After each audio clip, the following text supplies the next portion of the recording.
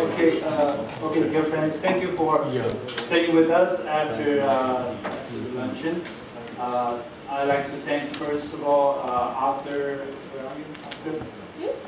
Arthur, okay, I'd like to thank Arthur for agreeing kindly to add a special panel this afternoon at the luncheon devoted to our sordidness friends. We are celebrating the 60th anniversary of the IR. I think it's only fitting and proper that we celebrate the continued good health of IR. We should also not forget, and we should not forget, those who had contributed to the good health of IR in the past. And Nancy Tucker, Richard Baum, Alan Wachman, were all those who had contributed greatly to IR and whom we met, we came to know. And they continue to work on China, on Taiwan, which we benefit a lot from. So today,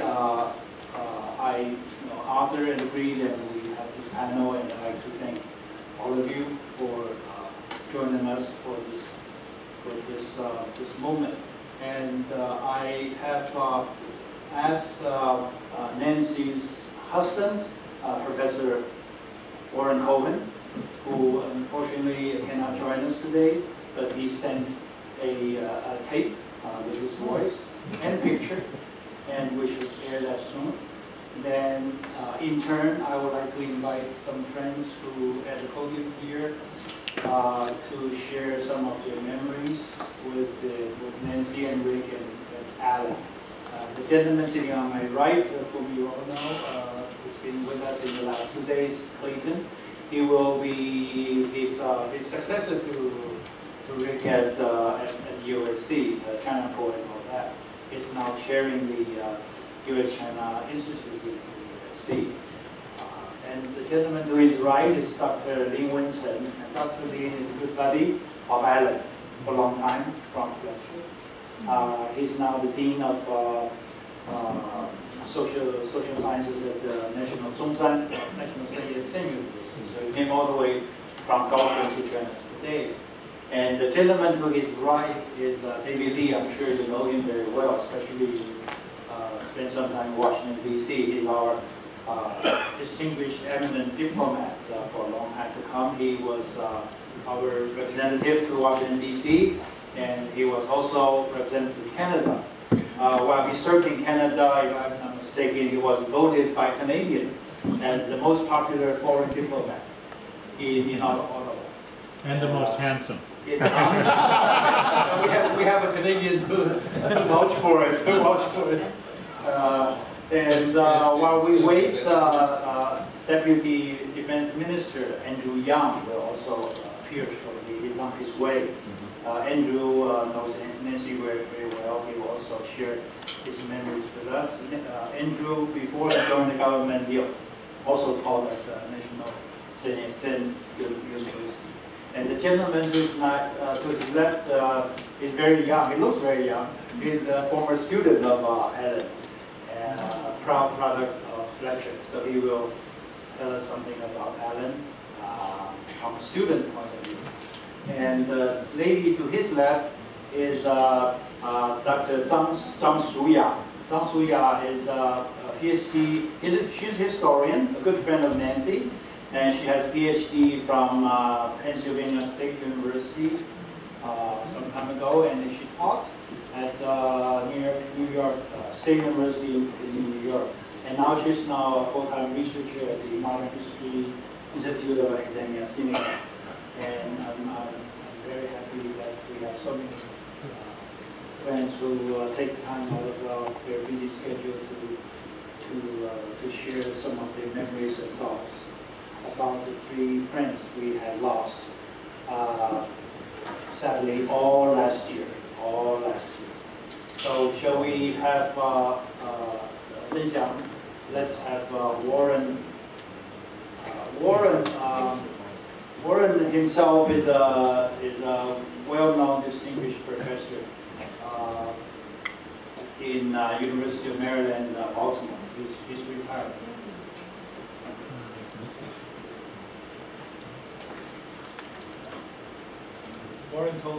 Warren told me once that he's research assistant to Nancy.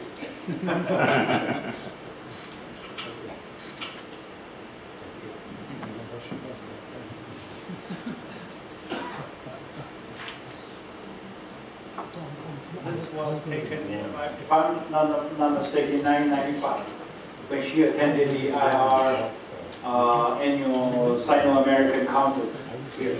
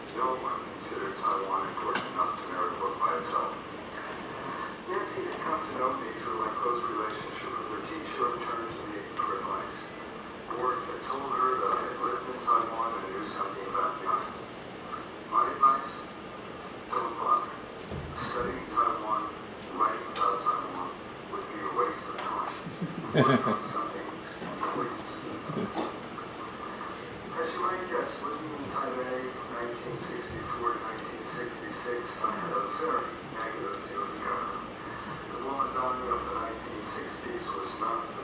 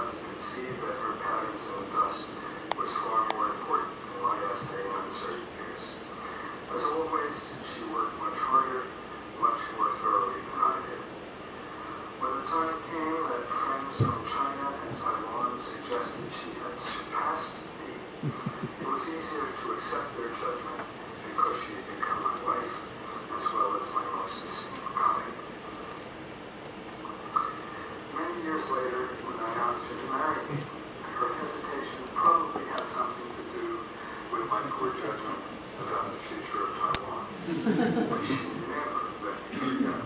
It was a story she loved to tell.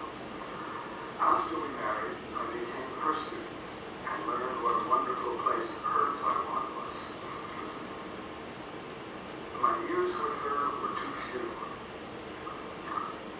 but they were the best I'd ever known. Even though she kept dragging me back to Taipei. Thank you.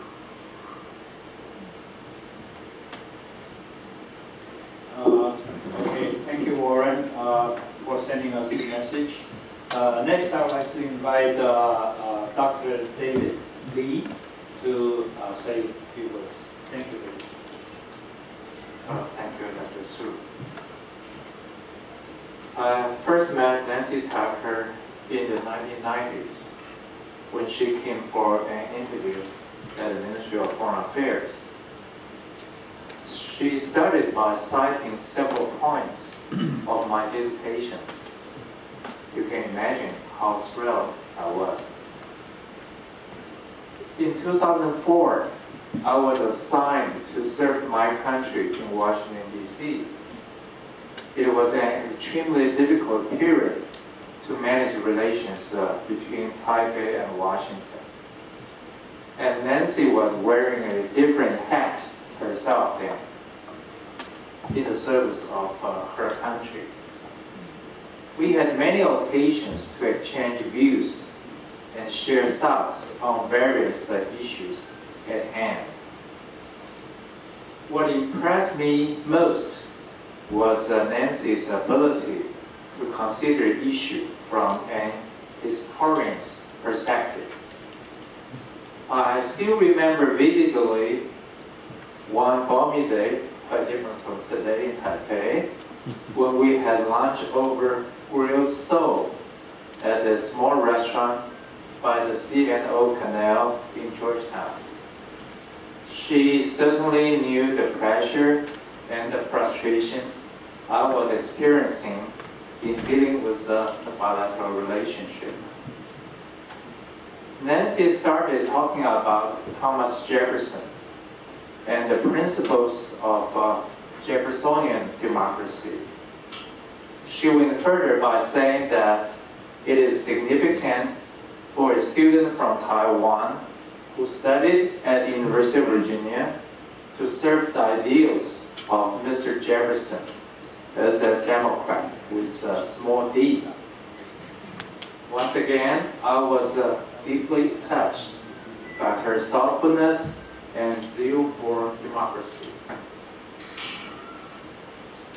I currently teach a graduate seminar course here at the National Chang University on the triangular relationship between Taipei, Washington, and Beijing from 1978 to 2008. Nancy's contribution to the literature have been one of the major sources for the course. After reading her works once again, I'm deeply struck by the meticulous research she conducted, combing through government files, books, personal papers, oral histories, and interviews with major participants of the events. The enlightening perspectives and keen insights expressed through her beautiful prose help shed light on many historic events. Her works are widely cited in almost every student's essay in my class.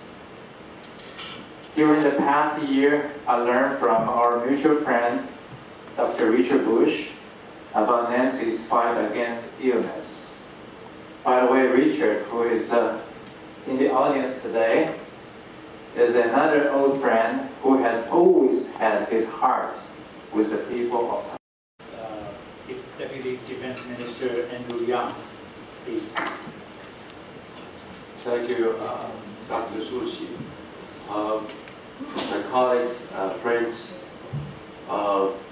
when I received a letter from Dr. Su about 2 weeks ago asking to participate in this very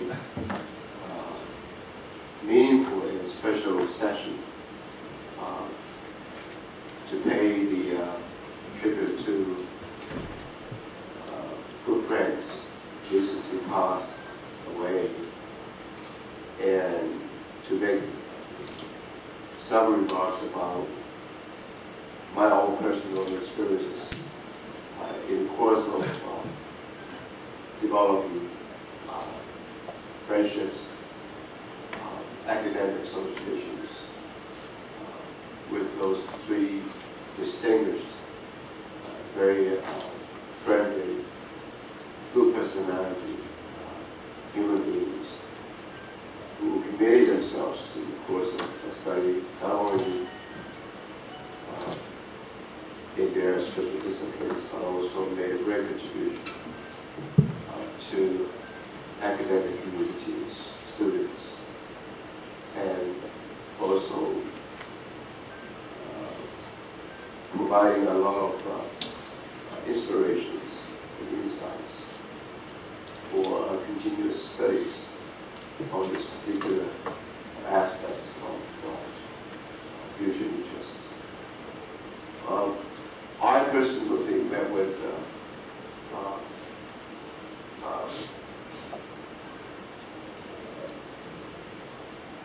Alan Wachman. In fact, for the last couple of years, when I conducted this informal visits to many think tanks or institutions in Washington and Harvard, I met with Alan 3 times when I was asked to join the cabinet to be vice minister. I stopped over Harvard at the Senate when Steve Goes invited to talk there. And Alan always attended. And to renew our good friendship, I met with Alan. I still remember that was the year 1997 when he, in the beginning of resuming, teaching positions at the Tufts University graduate school. At that time, he was a very young scholar, and we met in my office in Taipei Caps. And we had a very good conversation regarding China and regional issues. And since then we developed very good relations. And he told me that he was just having a young daughter at that time. And he was so happy. You can see his face was full of life, full of confidence and hopes. I just want to say one thing about these 3 good friends. Alan Wachman, Richard Baum, and my dear, very close and very good friend, Professor Nancy Tucker. They have common characteristics, 3 major characteristics. One is personality, which I will mention later. Second, they have a common characteristic in terms of pursuing their academic performance. Very committed, very passionate, very stubborn in terms of following the very strict rules of getting things right. Their spirit of searching the proof to support their arguments. You never see other people really so committed in terms of certain, the vast majority of materials. They certainly provide the foundation for students who want to pursue their academic life. I think that's important. I don't see many students today really share this kind of spirit in terms of conducting their own study. But they do set a very good result. I think we should pay great attention to that. I think that's important. And the third characteristics, which I also see they have shared with each other, is that they have a lot of persistence and patience, and also energy in terms of confronting pressures, challenges, and always possess the will to overcome those obstacles.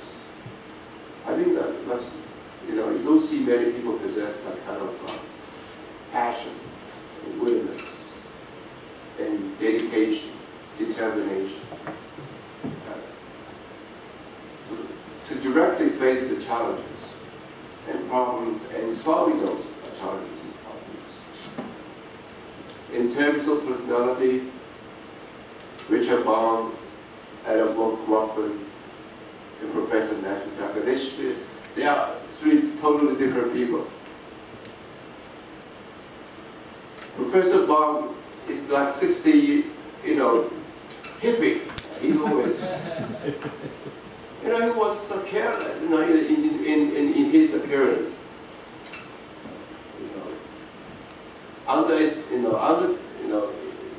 Seeing things lightly, but he was very serious. But he has great, intelligence in terms of solving the problems. He is also very witty and sarcastic. I also kept his last book, which talked about China. If you read between the lines, it was written in the 60s. It didn't share the current way of writing books about, China or what. Very sarcastic, but you have to know his background, his history. He was growing up through the cultural revolutions. He was passionate and enthusiastic about cultural revolutions. You have to know this man. He is unique. We call him, Lao Fengzi or whatever, but he was always enjoying himself, taking things lightly. But whenever it goes to academic, it was very serious. Alan Wachman, he is a gentleman. He is very committed and dedicated to his family. He talks a lot about his family, his children. I love him very much because I didn't see a man so, so busy in his own work, his study, but still remember every single details of his daughter, his family, and so forth. When we get together, he always talk about his family.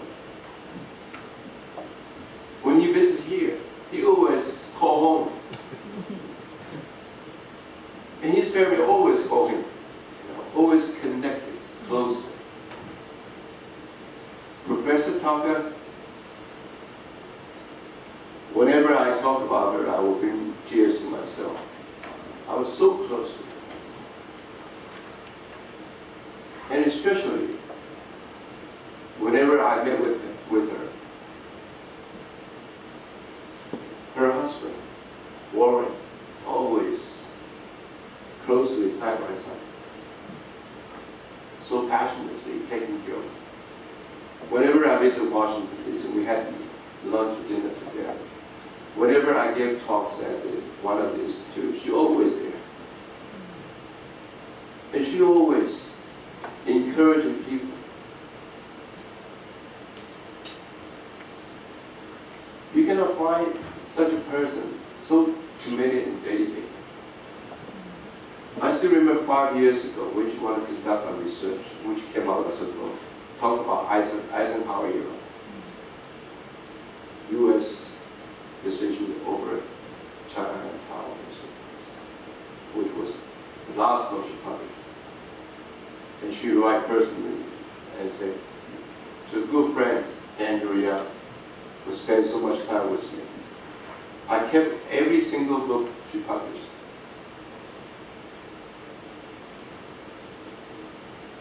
So we have both academic and friendship.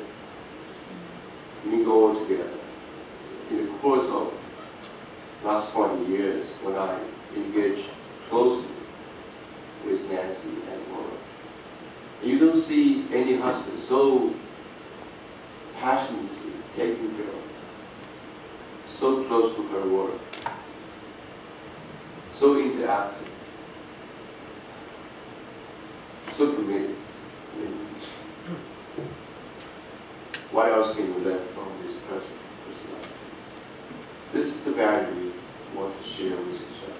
So I just want to spend some time with you to share my own experiences. My heart is always with them, because I always keep those three characteristics in mind and share with other people. I think this is the good course for the mankind in the future as well. Thank you.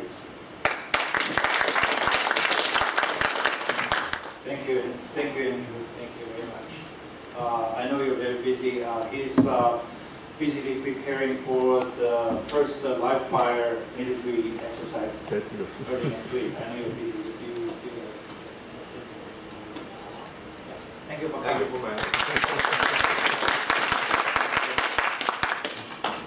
Next, I would like to invite Dr. Chang Suya, historian from Tennessee. Thank you, Professor, for asking me.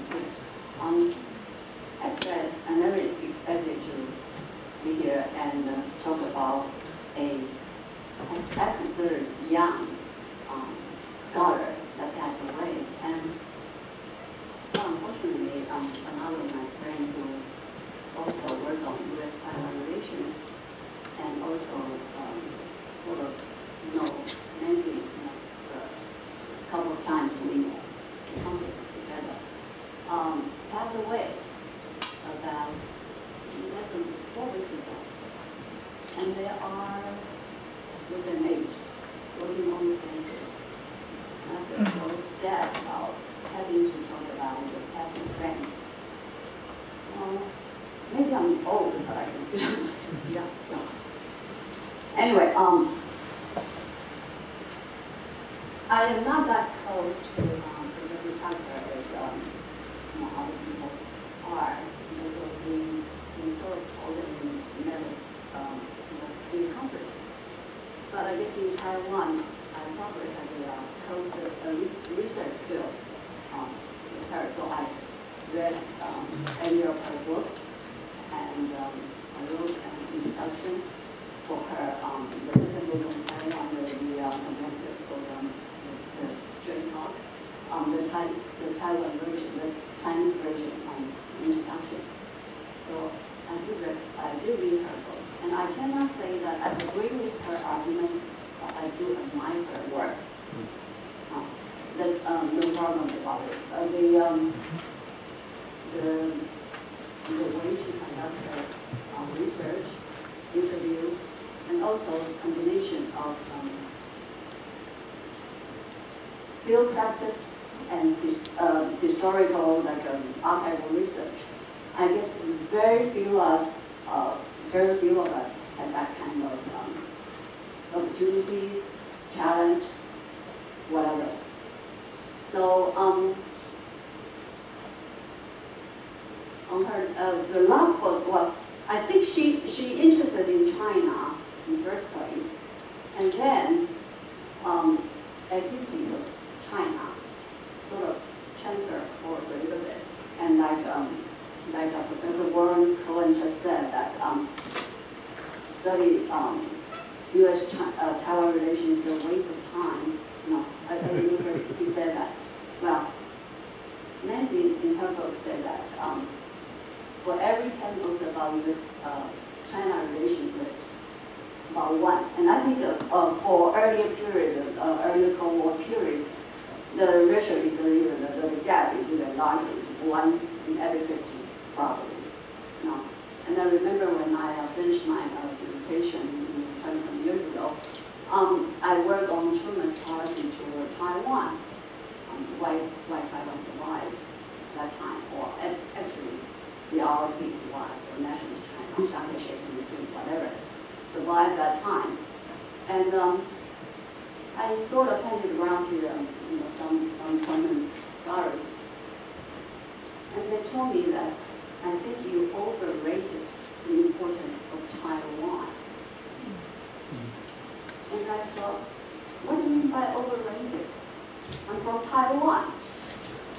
Taiwan is my first priority, probably not America's priority. But since the consensus is that Taiwan was saved by the United States, there's no need to work on it. Right? So anyway, Nancy's concern about U.S.-Taiwan relations really touched us and also had a great impact on, at least in Taiwan, because for the past, I don't know how many years, there was no general study of U.S.-Taiwan relations for the past 60 years. And the translations of her two books sort of became like standard text in Taiwan. So that had a great impact on the study. And I would say that it's very difficult to surpass the result. And the last book on Taiwan is the 2009 Straight Talk. After that, she kept arguing. After 2009, I think she kept arguing one point, and that really sort of impressed the person from Taiwan. There are two things I would like to say. One is that she argued that Taiwan matters.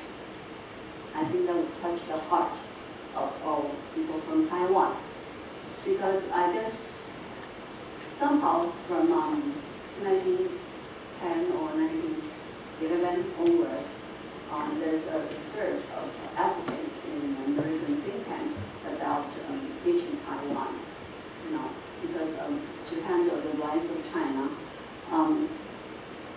since Taiwan was one of the major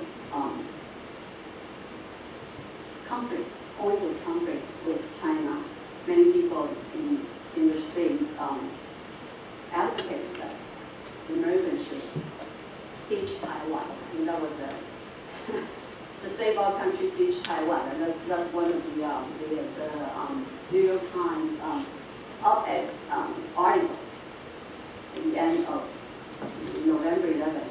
Actually, I remember. November 11th, New York Times said ditch Taiwan. Before that, I think Professor Tucker already advocated. So that's not a good idea to do. And then she appeared in a hearing, House Foreign Relations Committee hearing, said why Taiwan matters. And she argued that, not only for a democratic system or Taiwan's economy, trade, and also for U.S. interests or security interests. And that, and then she published another paper arguing that that's, to abandon Taiwan is definitely not a good idea. To appease China will not do. Actually, she proposed that the United States should increase the arms sale and also the support of Taiwan in order to facilitate the Taiwan and China talk. And that's one thing that I'm really impressed that she went all her way to argue in public, that Taiwan matters. And the other thing she argued is that history matters, because she thinks that too many times that people thought they knew what they were doing when decision making. They just discount history.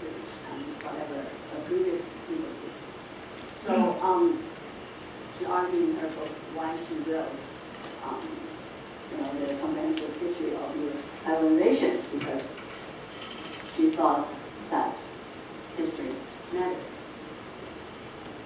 As a historian, I know that sometimes I think I need to go to like international relations field because people seem to ignore history, unfortunately. But with her combination of also field service and also training of a historian, she argued hardly that history matters. And so she really stood out in the field of U.S.-Taiwan relations. And I think, with the prayers of others, her work, I would like to say that she's really a liberal idealist, because even though she knew that national interests are important in policy making, she also argued for the core value, American value, although a little bit different from Taiwanese value. Even though democratic Taiwan is probably a mess, but still not a good idea to teach Taiwan. So, and that's what I remember about her. Thank you.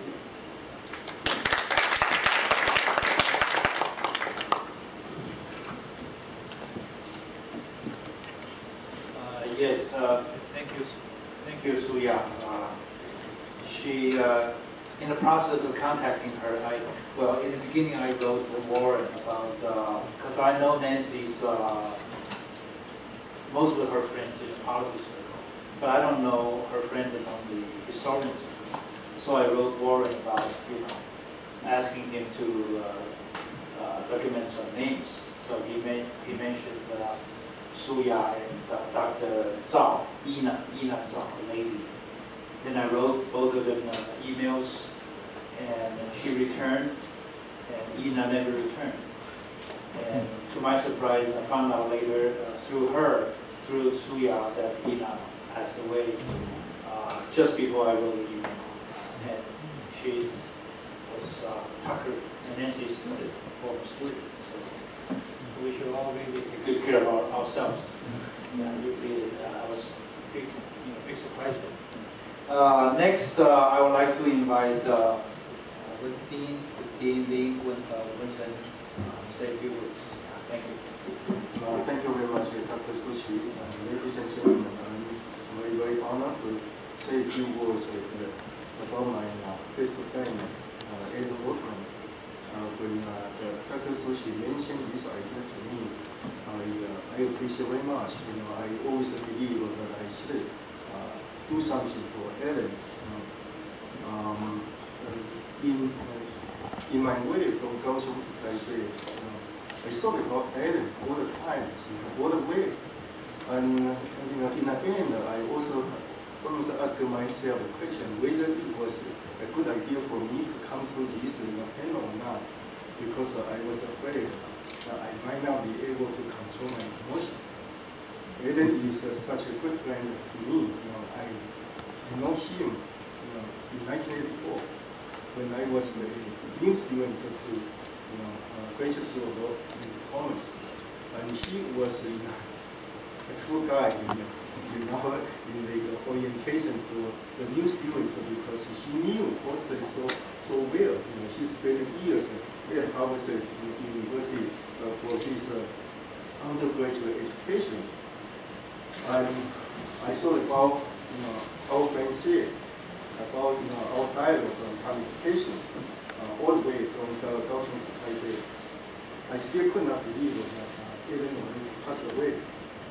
I learned that his health was quite in a critical condition in September 2011, when I was organizing an international conference for IUP officials served as the directors.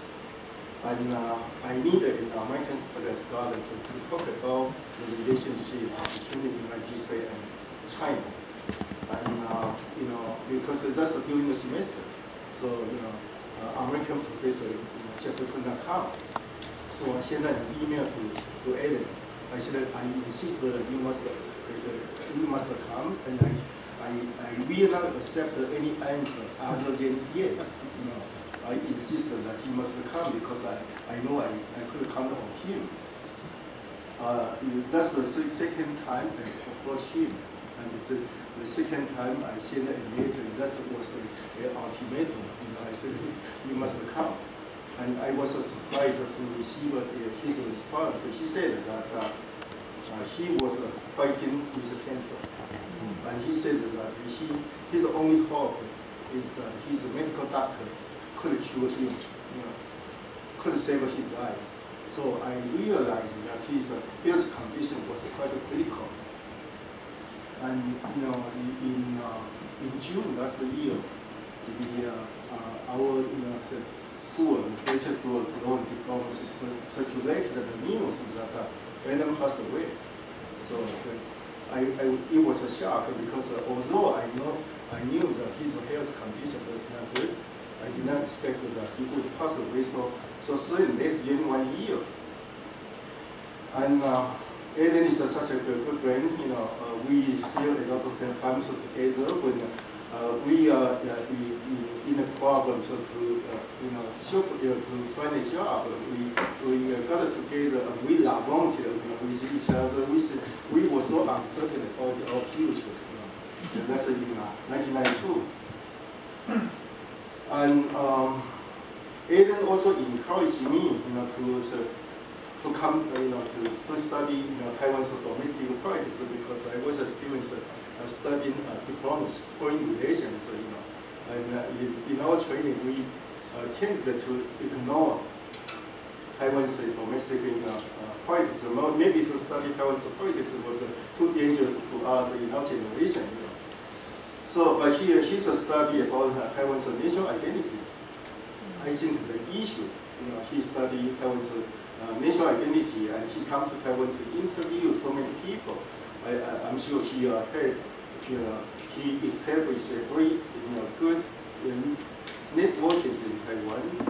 He was well liked, by Taiwan's students, Taiwan's scholars.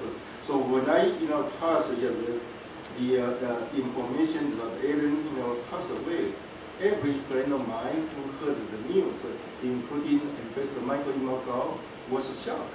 So I think that's a big loss to Taiwan.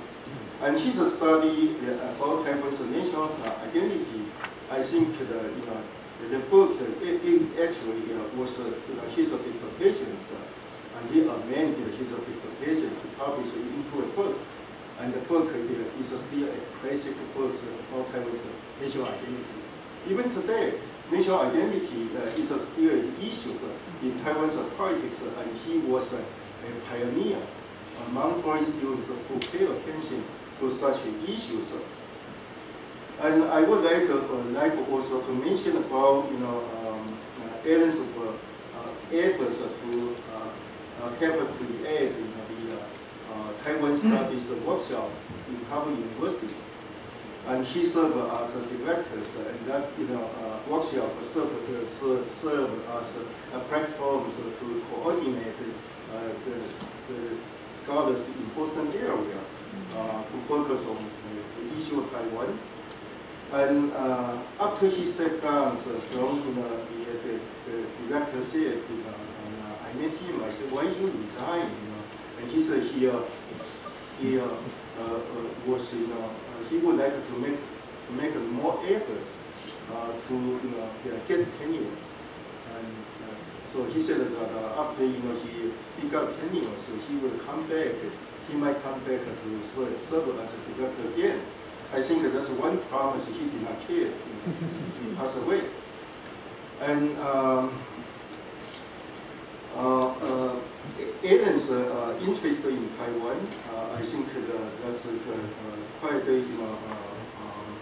important. I would like to mention that he was the first professor in the 34 years history of Fletcher School in the past 34 years to teach East Asia. He was the first professor to get tenure. It was almost a curse, to everyone who was in that position. The two professors before him were always were wonderful professors in their academic works or teachings, but they could not get tenures. And he was the first one in my memory in the past 34 years to get tenure, because he was well liked his colleagues at our school, and he was well respected by his students. Andrew, was quite right. He said that Alan is a person who always committed to his student, committed himself to his student and his family. Every time I send him an invitation during the semester, he said that he would like he did not want to miss the class because he needed to teach.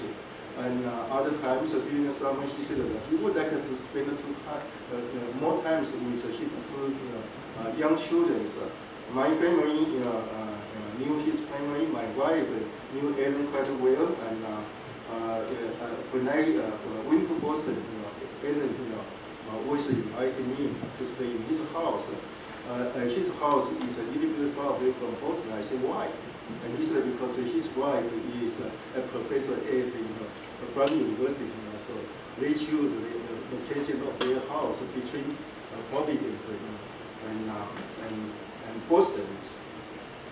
Alan is a leading professor who published about Taiwan cross-strait relations, and the book I just mentioned about national identity about Taiwan, and other books I think published by Stanford University Press in 2008 was also very important. So I think that, as I said, Alan's passed away is a big loss to Taiwan. He's not just a good friend of mine. I think that he's a good friend to many people in Taiwan, and he's also a very good friend of Taiwan. So I think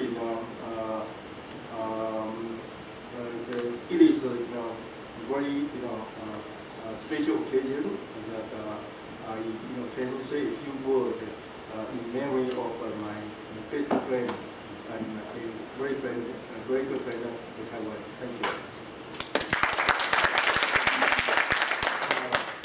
Thank you. Thank you, Winston. Now I would like to invite Alan's friend, student, one of Fletcher. In case you don't know, Fletcher happens to have a strong contingent of graduates in Taiwan in the field of diplomacy and in the field of academics. Da-jung is one, and there's another young, handsome assistant professor sitting in the back. Okay, yeah, thank you. Yeah, Da-jung first. Thanks. Thanks for Chairman Su and IR for arranging this special panel in memory of three eminent scholars. As Professor Wachman just mentioned, Professor Alan Wachman went to the Fletcher School in 1987 as the youngest faculty member and the only professor who specialized in China studies. And I met him in 1998 when I was a candidate for master's degree at Fletcher, where Professor Wachman talked about U.S.-China relations, Chinese foreign policy, cross-strait relations, and Taiwan. And what impressed me most is Professor Wachman was widely loved and well-loved and widely respected among his students. Dr. Zhou is here. I think we had the privilege to learn from one of the best professors in this field. And I think Professor Alan Wachman was very gentle, warm, and thoughtful as a mentor to me. I especially remember that one day in our conversation, he mentioned about process he went through during his PhD study at Harvard. He talked about all the challenges setback he faced and how he overcame all of these difficulties. I think all of these experience sharing really cheered me up. I also remember that he mentioned about his early days in Taiwan as a young student, learning Mandarin and conducting his field research. He even made fun of himself once, saying that he walked alone on the empty street in Taipei City on the Chinese New Year Eve, I think, and didn't know where to go. I think we all know what he was talking about. I mean, Professor Wachman really understood and cared students are studying abroad. So that's my thoughts. Although Professor Wachman was not my doctoral dissertation advisor, he guided me during the whole process. And I think you will read and comment every single draft chapter of my dissertation. And his comments and remarks were always sharp, frank, and comprehensive. I really appreciate him. My dissertation title was actually the product of our joint efforts to buy or not to buy Taiwan's armed positions and strategic concern between 1979 and 2003. I think I still can remember our conversation and discussions in his office and in university cafeterias. And Professor Wachman's dedication to his students usually, extend beyond graduation ceremonies. As soon as I graduated in 2004, I came back to Taiwan. Professor Wachman helped me to land my professional positions. He wrote me many recommendation letters, many. So this may imply that I'm not a very good student of him. He also encouraged me to grasp some great career opportunities, including one right here, Center for China Study, IR, as a postdoctoral scholar in my later jobs in Donghai University and Danjiang University. And I think basically Professor Wachman is a superb scholar. He's remembered for his works, in particular two books, as Professor Wen Cheng just mentioned. One is about Taiwan's identity and democratization, and the other one is about Chinese geostrategic rationale and the territorial integrity. So I think I will keep Professor Wachman in my mind as a gentle, warm, and encouraging person. I think he's a true educator who honors his profession to his life works. So I think Professor Wachman will be deeply missed. So this is what I want to say. Thank you very much. Thank you, Da-jung. Last but not least, I would like to invite Clayton to say a few words.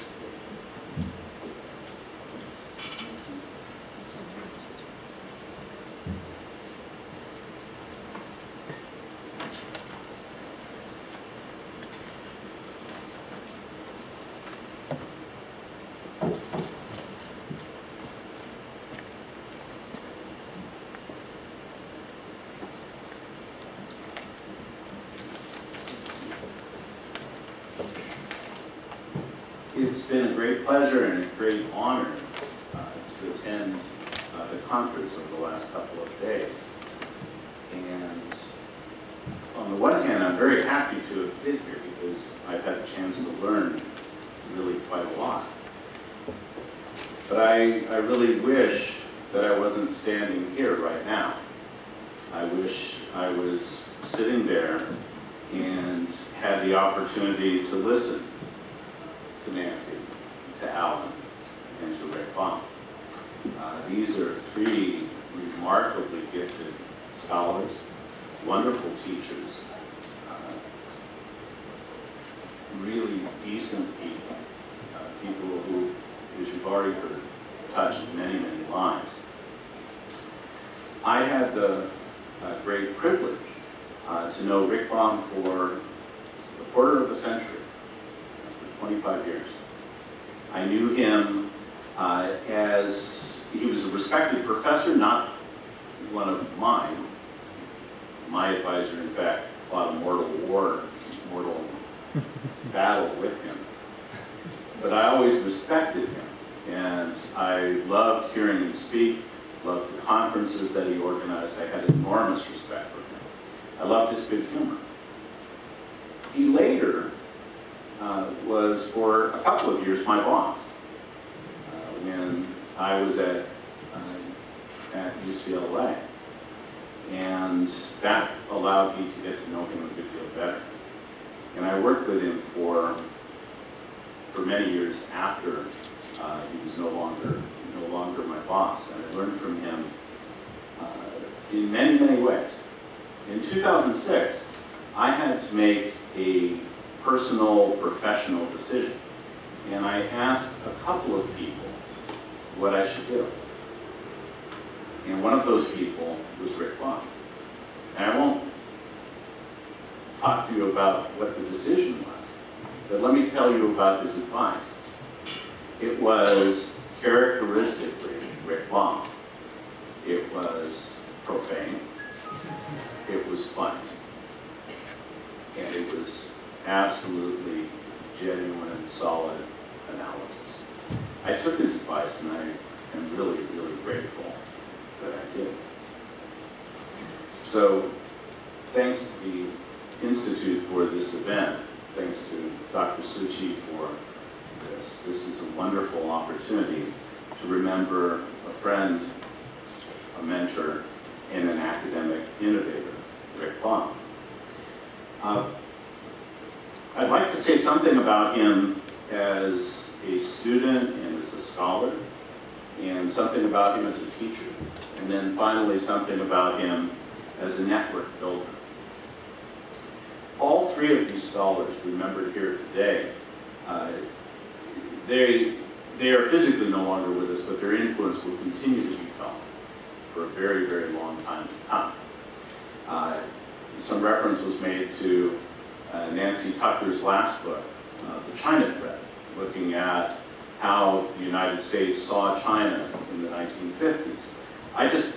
This book just came out last year, and I just purchased it a month ago, and I've begun to read it. It's just the kind of classic we've come to expect from Nancy Tucker. All three of these folks will have a tremendous impact. Richard Baum had an impact as a scholar. I'll say something about his books. As a teacher, but especially as an academic innovator, and that's where we'll end up. Because even if you haven't read his work, even if you didn't know him,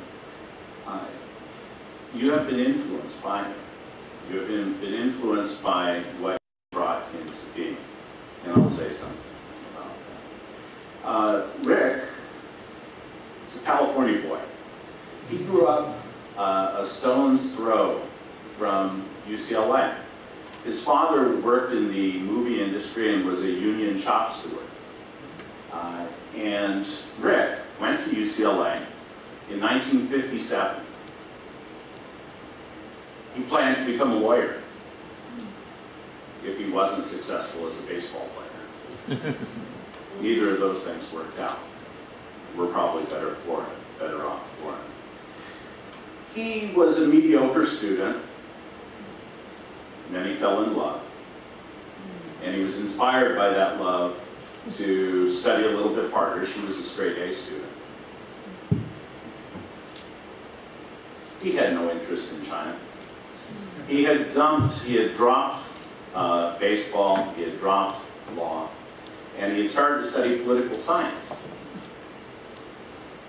No interest in China. He was coming up on graduation, though, and he lacked a political science course. if he didn't add one political science course in his senior year, he wouldn't graduate. And he looked at the schedule of things he wanted to take. And there was one empty space, one hole, Tuesdays and Thursdays in the afternoon. So then he looked at the political science course schedule. There was one class, Poli-Sci 159, the politics of China. It was taught by a former Marine officer, a fellow by the name of H. Arthur Steiner. Rick took that class and he fell in love a second time at UCLA. Steiner, you have to think about the time that they're studying together. This is after the Great Leap Forward. This is, in fact, the beginning of the movement that he would later become famous for writing about. And he immersed himself in it. Decided to go to graduate school. Still couldn't leave California. He went to Berkeley and studied with Chalmers Johnson, Robert Scalapino, and Franz Schumann. These are three of the most important people of their generation. And so Rick was at Berkeley. Minister Young made mention of Rick being a child of the 60s. He was an adult of the 60s. Very much involved in the anti-Vietnam War movement, very much involved in the free speech movement, all of those sorts of things. And he was going to write about China. As has already been mentioned, to get close to China, if you were an American, there was only one place, Taiwan. And so he came here. He came to Taiwan. And this is a picture from 1967. Rick came to Taiwan in 1966. And Taiwan's a little bit different today. Right? Rather different today. Rick studied at the Stanford language program located on the Taida campus. He was not a great language student. He was really pretty lazy as a language student. He just couldn't get really excited about it. But he was fascinated by basketball. And so he joined the Stanford Center basketball team here. And so you can see him. He's the bearded one over here. And they played all sorts of games. They got beaten by the Taiwan military team. I don't know if home court advantage, I suppose. But then Rick found his way to the Institute for International Relations. Wasn't here, it was downtown. But he went there every Friday to start really learning Chinese and to start learning about China. And so he began to read really fairly mundane things, Renmin Rabao and other kinds of things. But he made the acquaintance of an assistant librarian, a fellow by the name of David Baum, in Indonesian Chinese. And so they were, they became buddies after a while. And in April of 1967, Rick shows up and he sees David looking at some documents, and he's not happy. Because he has to translate these. David has to translate these documents. There's a lot of them, and he has to do it right away. Hello. Rick peeks at them, and he sees that they're marked secret, and that they came from the central government of China. He later understood that these had been documents that Taiwan commandos had stolen from a county office in Jiangnan. And so he volunteered to help translate these. And David was not inclined to do that. After all, These were classified documents, at least at the moment. But he had a deadline, and there were a lot of them, and he could use the help. And so Rick stopped going to the Stanford Center altogether. Just stopped going. And came to the Institute library to help translate these documents. And he worked on them. And what were these documents? These documents were about the Four Claims movement, the Zhiqing-Yundong, the often now translated into English as the socialist education movement. And he was mesmerized by these because he was starting to see that through these documents, there was a struggle at the very top of China's party state over the direction that this movement should take and the impact it should have. He and David were getting close to completing the translation. Rick decided he couldn't let these go. And so, one day, he pretended to put the documents back where they belonged. And he stole them. So we're here honoring a thief. These documents soon became public, but in any case, Rick took them, found an early photocopy machine, and spent, these are only about 30 pages long, but it took 2 hours to photocopy them. And then he smuggled them back in the next day and returned them. He took these documents subsequently to Taiwan and began to work on what would become the first decade of his scholarly career. A year after acquiring these documents, he partnered with another American, a graduate student from Columbia University, to write this short book. It's only 120 pages long, 40 pages of analysis, 80 pages of translated documents about the Zhiqing-Yundong, about the socialist education movement. And this attracted enormous attention, that and some articles that they published. Remember, he's a graduate student. These two gentlemen are graduate students. They're not tenured faculty, they're not well known. And suddenly, they seem to have a sense of what's really going on in China. Well, academia was very different then. America was in the midst of the echo boom, as it were. American classrooms were crowded with students, and colleges were expanding. Political science departments doubled the number of faculty in 1967, and then doubled them again in 1968. Rick's notoriety, his fame for this, and that need, meant that he received out of the blue. He didn't apply for jobs. People wrote to him, offering him positions. He's not yet written one word of his dissertation. So what happens, the job he takes, it's at UCLA. He gets a job teaching the same class that excited him about China in the first place. He started working at UCLA in 1968. He never left. He was there for another 44 years,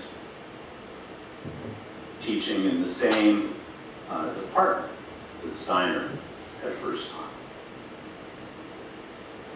Rick worked on contemporary issues, and he worked on elite politics. He was unapologetic for that. He was not much on using theory. He was very much focused on factional struggles, those kinds of things. But he was meticulous in documenting his work. And so he wrote also, he turned out reams of articles. This was one about the year of the mangoes, 1968, a famous moment where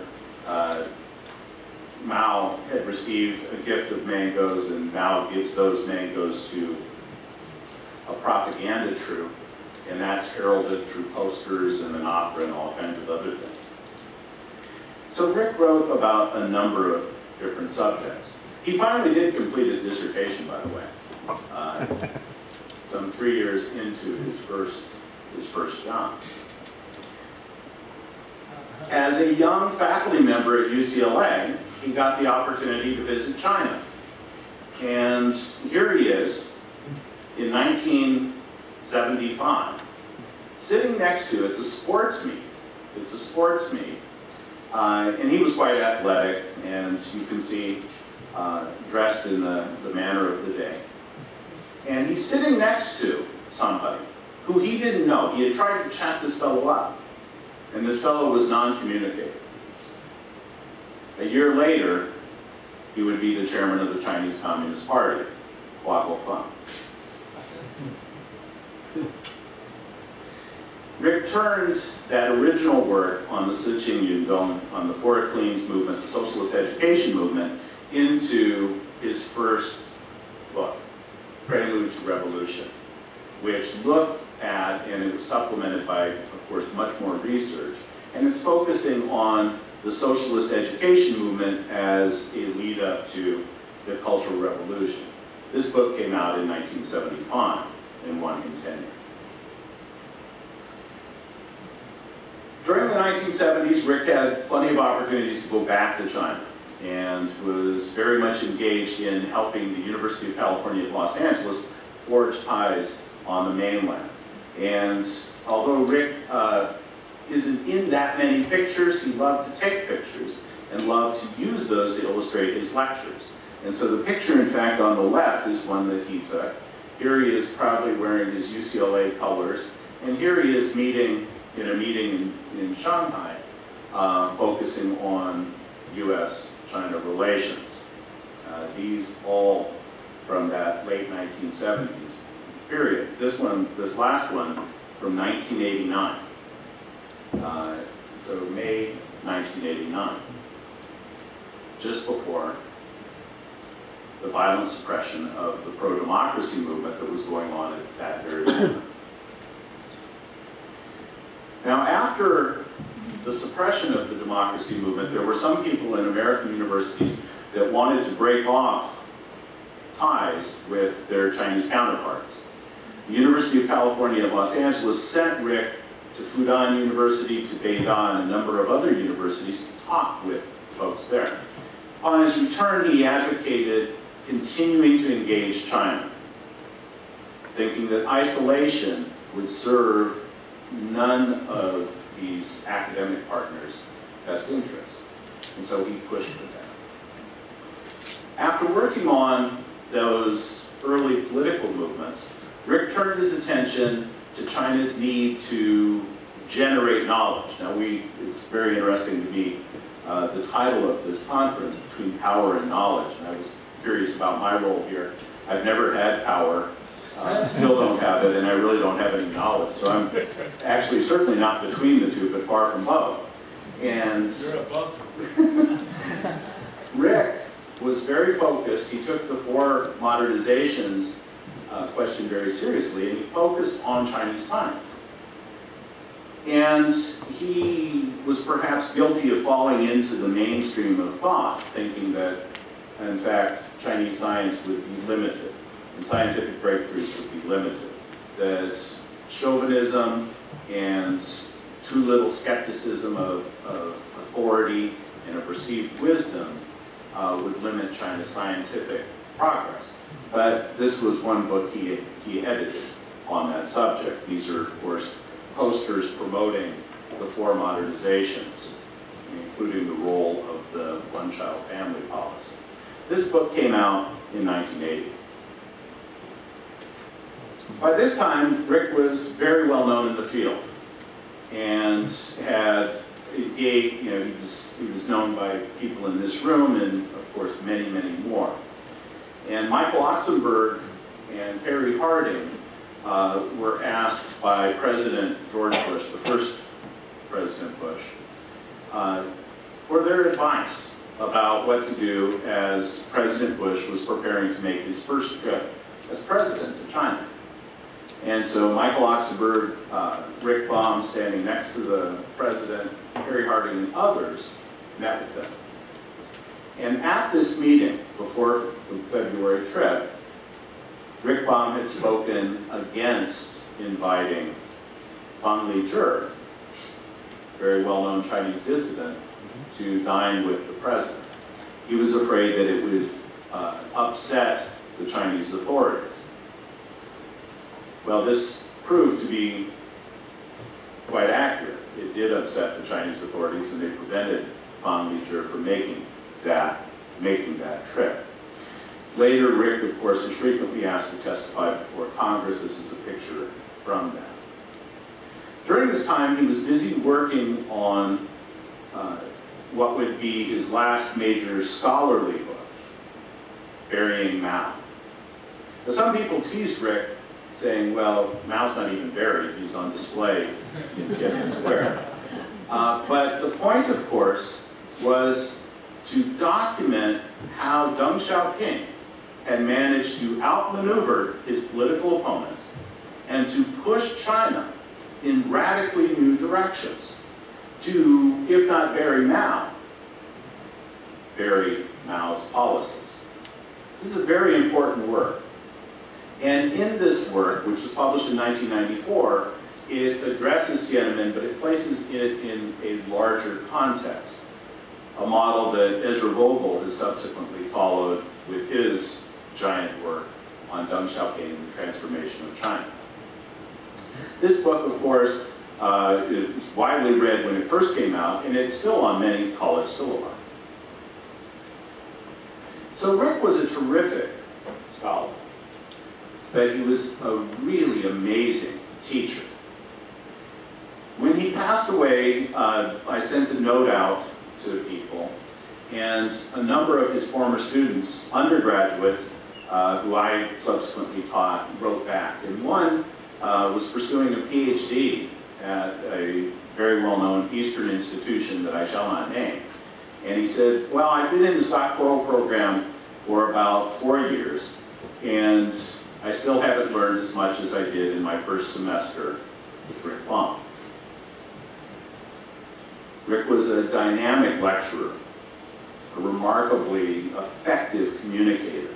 And this is why he was asked by the company, it's a company called The Teaching Company, to produce a series of video lectures.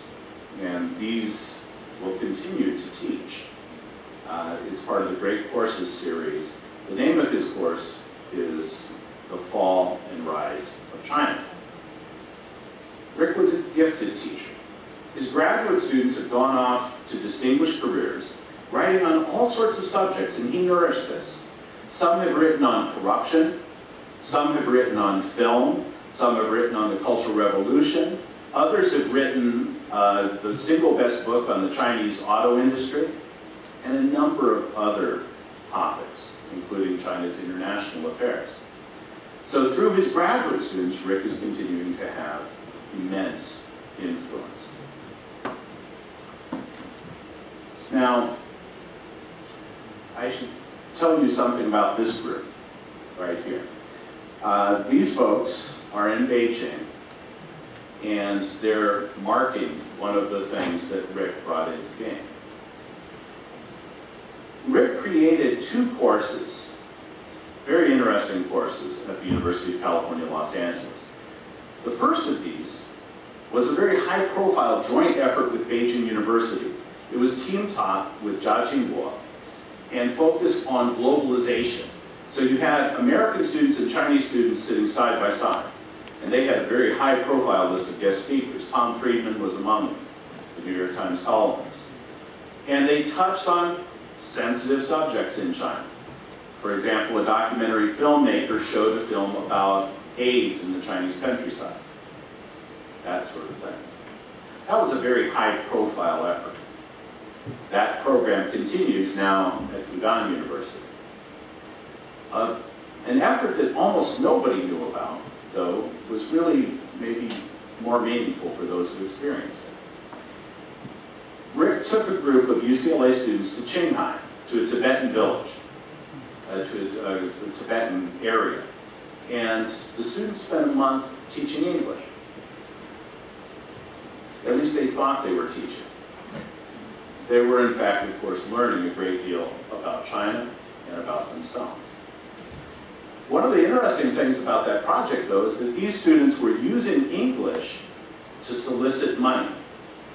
No, they weren't sending you emails saying, I have a Nigerian bank account, would you like some? They were instead writing to apply for funding for their villages. Small micro grants.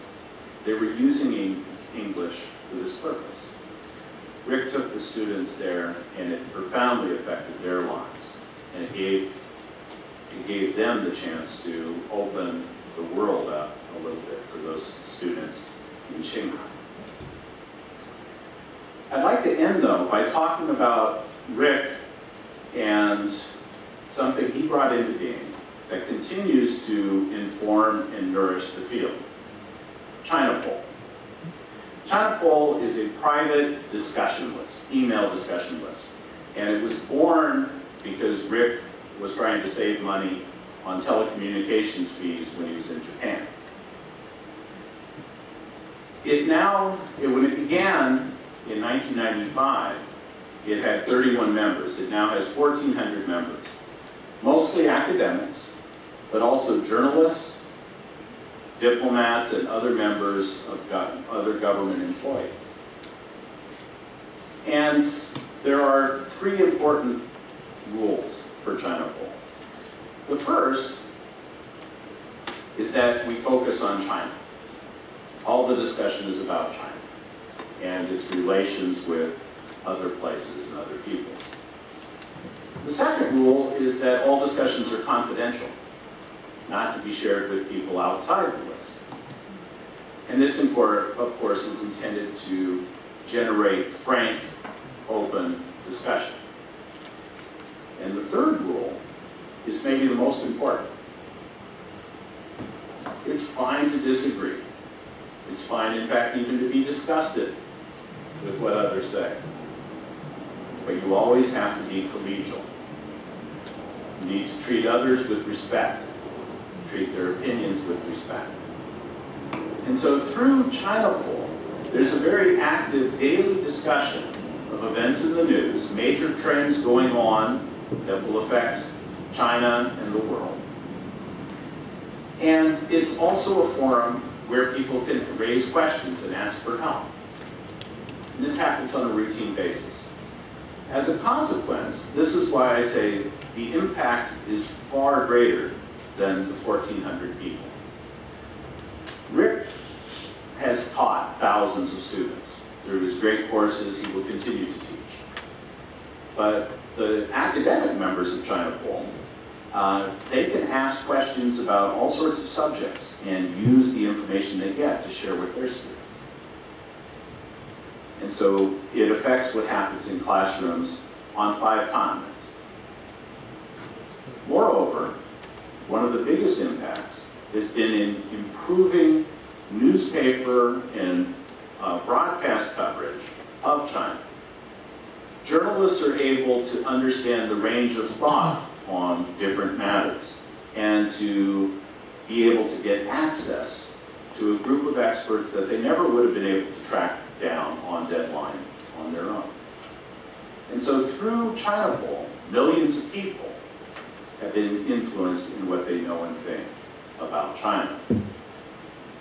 And it's a testament to Rick's creativity, to his foresight to bring this into being, because it will continue for many, many years to come. I'm really privileged to have known Rick Baum, and I thank you for letting me have a chance to say these things about him. I miss him a lot.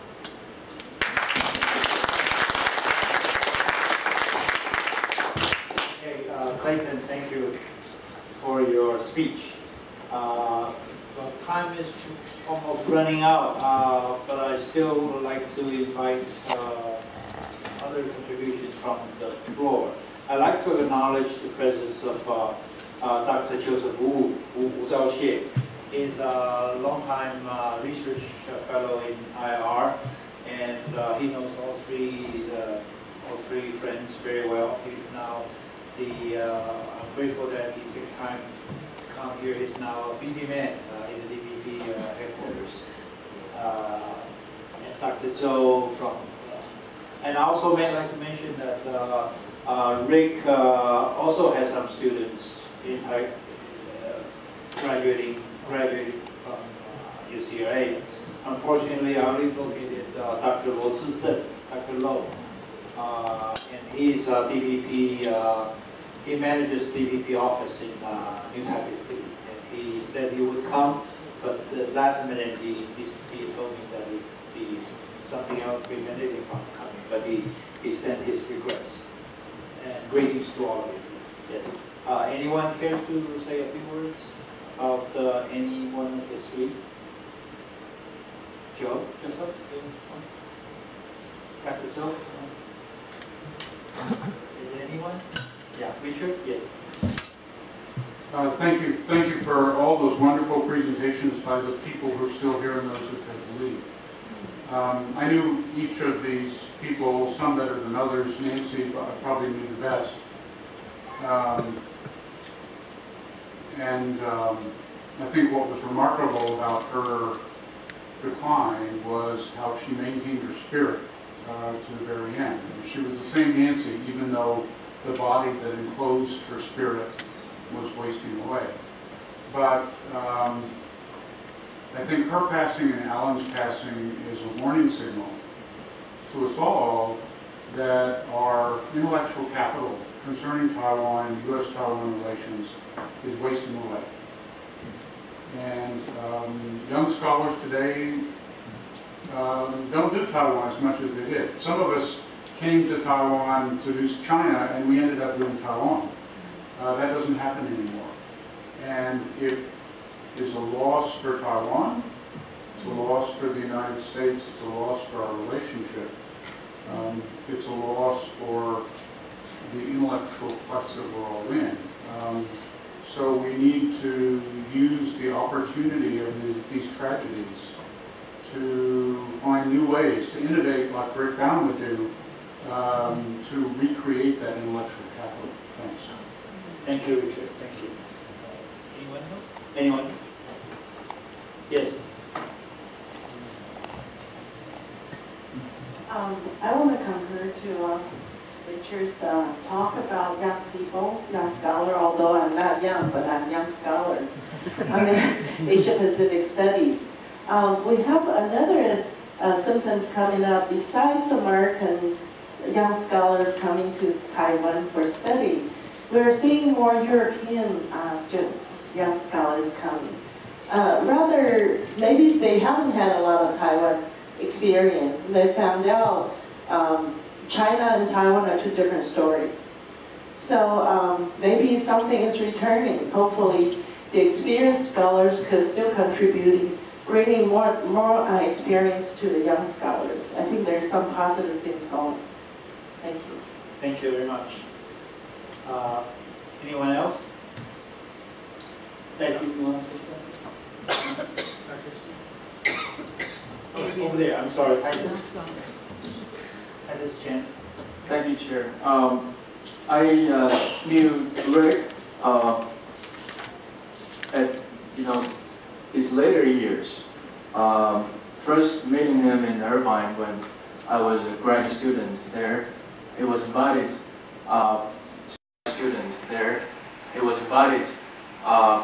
to give a talk by my advisor, Dorothy Solinger. And Clay mentioned that Rick is a great communicator. Indeed he was. He captured me with his very first sentence. He began his talk with this sentence, and he said, "I don't know if realism is oversimplified or I am oversimplified, but I don't think China fits into any theoretical or intellectual black box of IR. That's why I left IR into China politics." As a graduate student, the first few years, you will be immersed deeply into different theoretical frameworks, and you like to talk about these, jargons and just to pretend that you know a lot about this. But his talk, his speech, released me from being pedantic. Rather, to focus more on what's actually going on, really going on out there in the area where I was interested. Later on, even though he was in UCLA and I was in UC Irvine, my advisor invited him when I was about to graduate to comment on my dissertation chapters. He enjoyed reading it, and I was really encouraged. The last time I saw him was 2011. On a plane to Italy, we were both invited to the University of Turin Political Science Department there for a summer, summer China Studies School, a program like that. I was sitting right next to him. I barely recognized him. Back then, he was already struggling with cancer and chemo and all the travails. He told me later that he lost almost 30 pounds. And he recognized me, not the other way around. So that was the last time I saw him, and during the first night in Turin, he said he had to leave the restaurant for preparing his talk the next morning. And I was joking. I was jokingly, telling him that, but you have given the speeches 1,000 times, and people know you. You don't need to, prepare for the talk. That you are the talk, right? You know how to speak. You know how to relate to people. But he said no. Even though it's the same script, same speech, he will still work on it. It tells me a lot about his love and his sincerity and his insistence on intellectual integrity. So I was honored to know him personally, and I believe will still benefit tremendously from China. Thank you, Titus. Thank you. Anyone else? Well, thank you all for coming to this panel. I organized this panel because I missed them all, not because they're just friends. I think they all died too young. Even for Rick, 72 is too young, well below national average. And they were all friends of Taiwan, and Taiwanese friends. Taiwan's destiny, well, I'm not a historian, but our destiny has been shaped less by Taiwan than by three giant neighbors. So we need friends. And we need friends in the US, we need friends in Japan, and we are making friends in China. So when we lose friends, we miss them. And especially those three of them here today. I mean, we're mourning their passing away. They've been nice to Taiwan. Nancy, I've been in touch with her for a long time. Not just by email, but at seminars here and there, speeches here and there. She interviewed me and all that. And Alan, we chatted often. And Rick, I haven't talked with him much, but I know he's launched his career from IR. The Clayton just told us about this story, and I can verify that. I was too young to know that, but some of my older colleagues shared with me this story. Very interesting. But anyway, we appreciate your friendship, and friendship warms our heart and enriches our lives. And we thank all those who cared about Taiwan, who shared their part of their lives and careers with Taiwan, with IR, and we are grateful. And this is why I try to organize this panel. It's a small contribution on my part, and I'd like to thank all the panelists who spent time to join us, and some of those who expressed regrets. Many, C.J. Chang, the former ambassadors to the U.S., and many of them told me that they unfortunately at this moment. But we send our condolences to their families. I don't know Alan and Rick's families.